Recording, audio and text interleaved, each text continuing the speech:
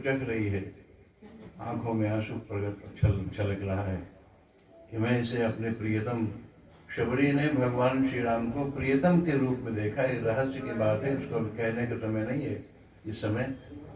श्री शबरी ने भगवान श्री राम को भगवान के रूप में नहीं, प्रियतम के रूप में पाना चाहा।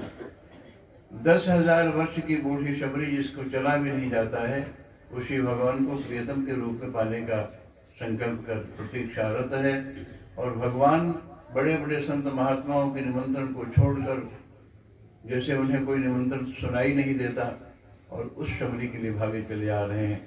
जो शबरी भगवान के स्वागत में एक एक बेर चख चख कर संभाल कर रखती है, और भगवान श्री राम द्वार के ऊपर खड़े हुए शबरी के उन बेरों को खाने के लिए ललच रहे हैं कि शबरी इतना प्रतीक्षा क्यों करवा रही, इतने मधुर हैं, इतने सुस्वादु हैं, ऐसे दिव्य रस मधुर बेर को खाने के लिए उस शरीफ शबरी के हाथों, जो जाति की दृष्टि से अत्यंत हीन है, जो अवस्था की दृष्टि से अत्यंत वृद्ध है, जो अत्यंत कुरूप है, उस शबरी के हाथों बेर खाने के लिए श्री भगवान ललित रहे।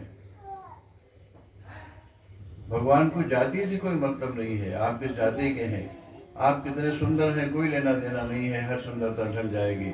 आप कितने जो भी विद्वान है, आचार्य है, पंडित है, ज्ञानी है, ध्यानी है, सुंदर कुल के हैं, अमीर है, गरीब है, इससे कोई लेना देना नहीं है। श्री भगवान ने कहा, श्री भगवान ने कहा, देवी शबरी, मेरा तो एक ही नाता है। संबोधन क्या किया, पहला ही संबोधन बड़ा अद्भुत संबोधन किया है, भामिनी कह रघुवर सुन भामिनी बाता, हे भामिनी। भामिनी संबोधन सामान्य स्त्री के लिए नहीं है। महाराज दशरथ ने कभी कौशल्या को भामिनी नहीं कहा। भामिनी कहा तो केवल कैकेयी को कहा, क्योंकि कैकेयी को बहुत प्यार करते थे।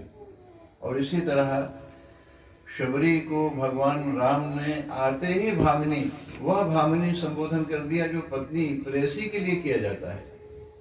और शबरी के मस्तक पर हाथ रखा श्री भगवान ने, उस बूढ़ी शबरी के जिसके सिर में एक बाल भी नहीं है, उसके मस्तक पर हाथ रखा, शबरी को अपनाया श्री भगवान ने। क्यों, किस कारण? स्वभाव समझ जाए, स्वभाव प्राप्त हो जाए, स्वभाव का तालमेल बैठ जाए तो घर समझ जाए। शबरी के पास क्या है, कह रघुवर सुनु भामिनी बाता, मानव एक भगत कर नाता। एकमात्र भाव का संबंध है, भाव के कारण मैं आता हूँ, मैं प्रभाव के कारण नहीं आता, मैं नाना प्रकार के ऐश्वर्य के दबाव में नहीं आता। मैं जब भी आता हूँ भाव के कारण आता हूँ। तो स्वभाव ठीक हो तो घर समझ जाए, भाव ठीक हो भगवान मिल जाए, बिन बुलाए मेहमान की तरह। और इस तरह इसीलिए महर्षि, इसीलिए भगवती देवहूति महर्षि कर्दम के स्वभाव पर रीझ गई हैं। स्वभाव के कारण महर्षि कर्दम को अपना पति बनाना चाहा है। किसी संपत्ति, अमीरी, गरीबी को लेकर नहीं, किसी सुंदरता को लेकर नहीं, किसी यौवन को लेकर नहीं, केवल स्वभाव पर।